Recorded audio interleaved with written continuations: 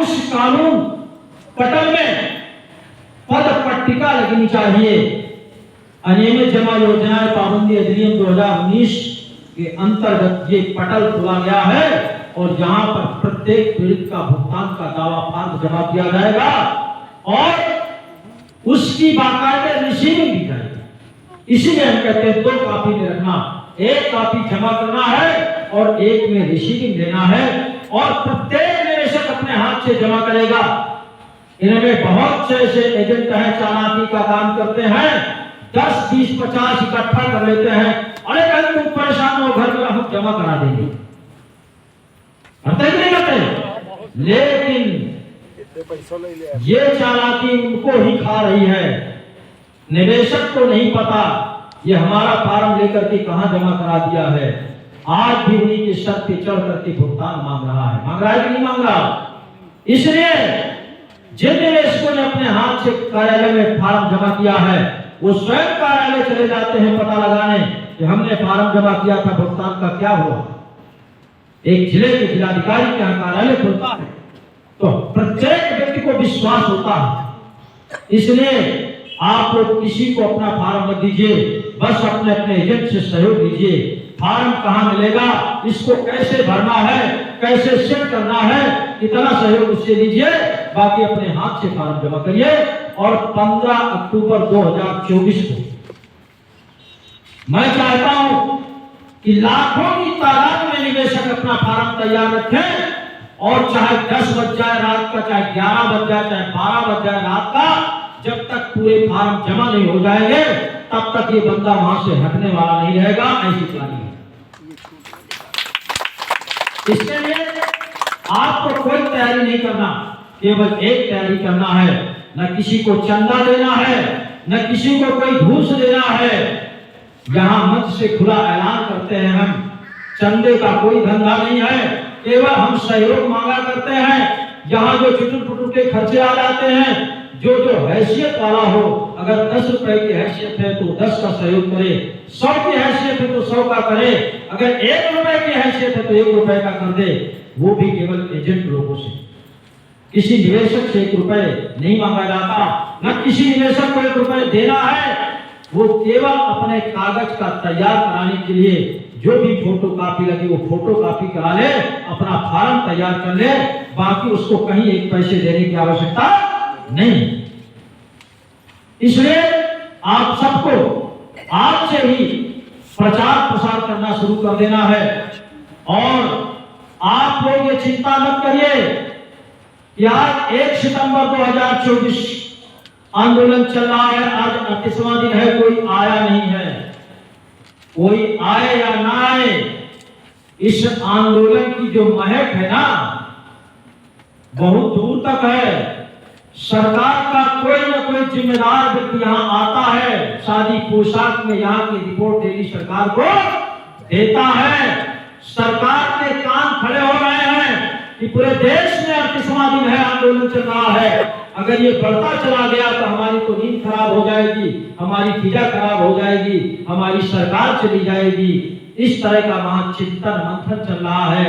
और वहां छोड़िए सरकार की बात, जिले स्तर का जो महकमा है, यहां भी 2 बार मीटिंग हो चुकी है। एक मीटिंग में मैं भी उपस्थित था, दोबारा फिर हमको आमंत्रित करने जा रहे थे, हमने उसको स्वीकार नहीं किया है कि हम कितने दिन मीटिंग करते रहेंगे आपकी। अब तो हमको रिजल्ट चाहिए, वो भी 15 अक्टूबर 2024 को चाहिए। उसी दिन पटल खोलो, उसी दिन भुगतान का दावा जमा कराओ, उसी दिन कार्रवाई शुरू करो और तमाम ऐसे कंपनियों के खिलाफ मुकदमे दर्ज हैं उनको वर्ष एक्ट 2019 के तहत कन्वर्ट करते हुए प्रत्येक ठगी को जेल में भेजने का काम करिए। तमाम ठगी हवा में सांस ले रहे हैं। इस तरह से कई मांगे हैं हमारी जो उसी दिन पूरा करना है। और ये जितने भी मांगे हैं हम उनके कोई भी मौखिक बात नहीं मानेंगे कि चलिए ठीक है हम आपकी बात मानते हैं, कल से आपके भुगतान के दावे जमा कराएंगे। नो, आदेश बनने में 5 मिनट लगता है। अब तो कंप्यूटर का जमाना है और उनको कहीं सत्ता से पूछने की भी आवश्यकता नहीं है। क्योंकि जो मैंने मांगे रखी है वो इन्हीं के स्तर की मांगे हैं, इनको किसी से पूछने की आवश्यकता नहीं है। इसलिए उसी दिन हमको करंट में रिजल्ट चाहिए, और वो रिजल्ट तभी संभव है जब आप लोगों की संख्या लाखों की तादाद में होगी, लाखों की तादाद में फार्म होंगे हाथ में, और यहीं से 10 बजे कारवां बना करके चलेंगे और ऐसा कलेक्ट्रेट को जाम करेंगे कि जो अंदर रहेगा वो अंदर रह जाएगा, निकलने की जगह नहीं मिलेगी। बाहर वाला बाहर से देखता है कि अंदर जाने का परमिशन नहीं मिलेगा, और जो फंस जाएगा फंसा ही रहेगा। अगर उनसे मुक्ति पाना है अधिकारियों को, तो हमारी मांग को पूरा करना है, और जितनी जल्दी मांगे पूरा कर देंगे उतनी जल्दी उनका आवागमन हम सुनिश्चित कर देंगे। लेकिन आप सबको थोड़ी सी मेहनत करने की आवश्यकता है। ये अंतिम लड़ाई है। हमने बहुत ज्ञापन दिया अधिकारियों को, एक दो नहीं सैकड़ों की तादाद में हैंड टू हैंड भी दिए गए, रजिस्ट्री भी की गई, तमाम पेपर दिए गए। इतना ही नहीं, इस कानून की किताबें भी मैंने कलेक्ट्रेट में मुहैया कराई हैं, पुलिस अधीक्षक को कराई है, सीओ कार्यालय में कराया है, कोतवाली में कराया है। कोई ये भी नहीं कह सकता है कि इस कानून के बारे में हम नहीं जानते। दूसरा, आज के करीब 2.5-3 साल पहले जितने भी सक्षम अधिकारी हैं उत्तर प्रदेश के, इस कानून के तहत उनको अधिसूचना सरकार की तरफ से जारी हुई है, उसका रिकॉर्ड हमारे पास है। इतना ही नहीं, ये जितने भी सक्षम अधिकारी हैं उनका प्रशिक्षण भी हुआ है इस कानून के तहत। लेकिन सरकार उसको आगे क्यों नहीं बढ़ा रही, उसके कई कारण हैं। सरकार में भी तमाम ऐसे कंपनियों के ठग बैठे हुए हैं। सरकार चाहती है अगर हमने इस कानून पर सबका भुगतान शुरू कर दिया तो हमारा विधायक भी जेल चला जाएगा, हमारा मंत्री भी जेल चला जाएगा, तमाम कारखास हैं जो जेल चले जाएंगे, हमारी पार्टी कमजोर हो जाएगी, जो ये भारी भारी चंदा देते हैं वो भी नहीं मिलेगा।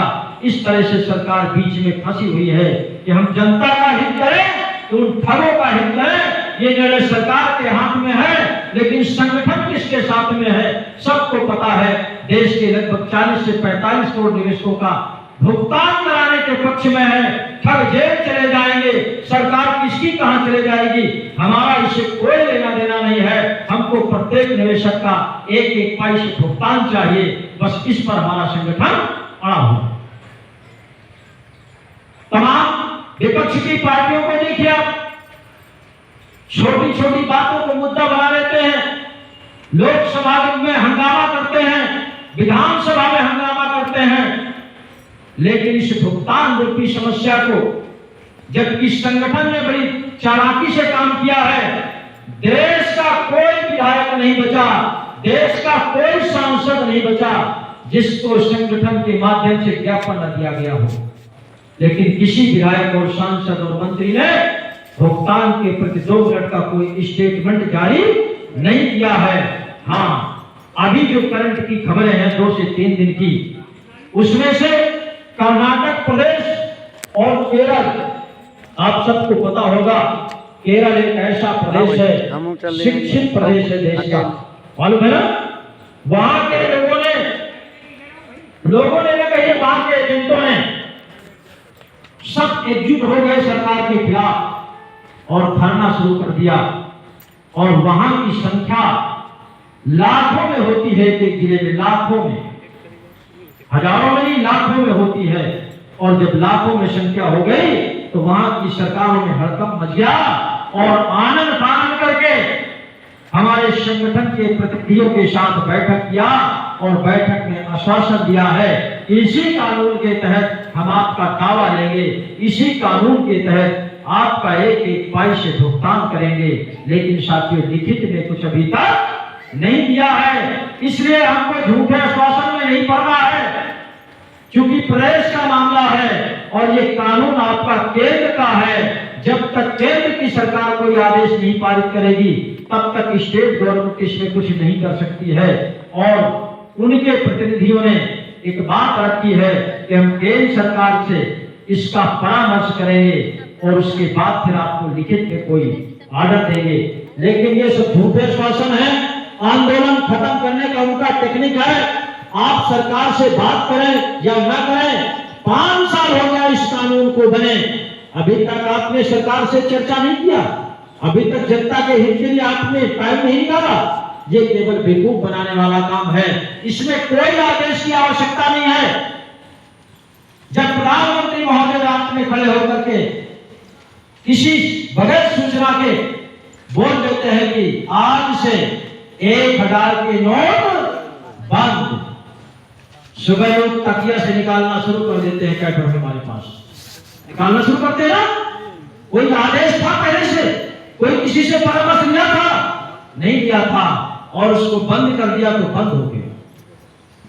बहुत से निर्णय लिया उन्होंने, लेकिन भगवान ने पता नहीं उनको कौन सी ऐसी बुद्धि दिया है, कौन सा ऐसा प्रताप दिया है कि जितने निर्णय लेते हैं उनमें से 90% वो रात में ही ले पाते हैं, दिन में शायद सोते ही रहते हैं। और हमारा ये कानून है, लोकसभा में सर्वसम्मत से पास है, चाहे सत्ता पक्ष का सांसद रहा हो, चाहे विपक्ष का सांसद रहा हो, सभी ने इकरार होकर के इसमें मुहर दस्तखत किया है, और इसके बाद राष्ट्रपति से अनुमोदित है।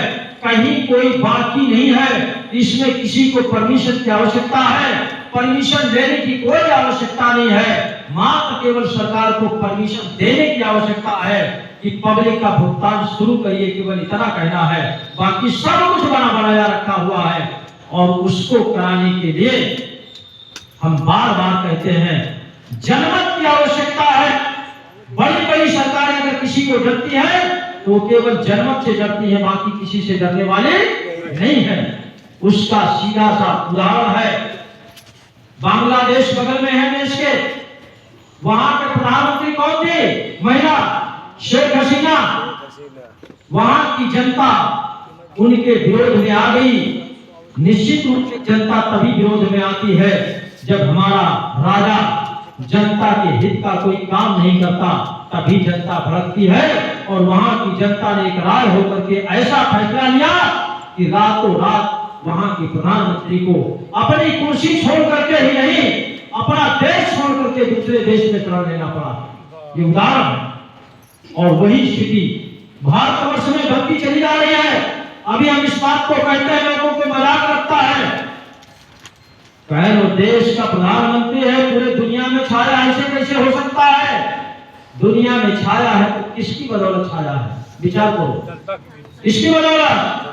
और जिसकी बदौलत में छाया है, जिसकी वजह से दुनिया में घूम रहा है, अगर वही हट गए तो उनकी कौन सी दुनिया बचेगी?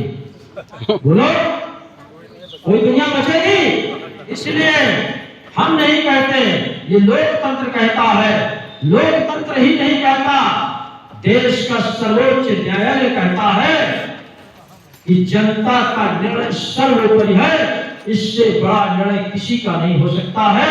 और वो जनता आप लोग हैं। जिस दिन निर्णय ले लेंगे, अच्छे अच्छे को धराशायी करते हुए अपना भुगतान सुनिश्चित करा लेंगे, कोई नहीं रोक पाएगा। हम एक बात सुने निवेदन करेंगे, ये अंतिम लड़ाई है 15 अक्टूबर 2024। हमको बाहर भी जाना पड़ेगा अब, क्योंकि शाम सुबह इतने फोन आते हैं कि हम परेशान हो जाते हैं। आप सबको पता है, संगठन का मैं प्रदेश अध्यक्ष भी रहा और राष्ट्रीय अध्यक्ष भी रहा। फतेहपुर की वजह से मैंने प्रदेश अध्यक्ष का भी पद छोड़ा, राष्ट्रीय अध्यक्ष का भी पद छोड़ा, लेकिन फिर भी अब जान नहीं बच रही है। इसीलिए मैं 15 अक्टूबर 2024 को तय किया है कि फतेहपुर का जो हमारा काम है ये सुचारू रूप से शुरू हो जाए, हमें टेंशन खत्म हो जाएगी, हम बाहर के जिले के कार्यक्रमों में शामिल हो सकते हैं। इसीलिए 15 अक्टूबर को आप लोग इतना प्रचार प्रसार कर दीजिए, प्रत्येक निवेशक तक पहुंचा दीजिए कि अपना भुगतान पाना है तो 13-14 तारीख को जहां जाकर के अपना भुगतान का दावा फॉर्म कंप्लीट करा लें और 15 तारीख को उसको जमा करा देंगे और निश्चित विश्वास लेकर के मानेंगे। अगर 30 दिन के अंदर उस हमारे फॉर्म में कोई कार्रवाई नहीं हुई तो हम हमारे पास रिसीविंग रहेगी, उसका रिकॉर्ड लेकर के हम कोर्ट में खड़े हो जाएंगे और जिम्मेदार अधिकारियों की खटिया भी खड़ी कर देंगे। करेंगे कि नहीं करेंगे? लेकिन प्रत्येक निवेशक के पास रिसीविंग होनी चाहिए। और तमाम इसमें मैंने पॉइंट के बाद और पढ़ करके सुना दूं। इसमें 15 तारीख को जो हमने निर्णय लिया है कि हमको क्या करना है, कलेक्ट्रेट कार्यालय में बर्थ सर्टिफिकेट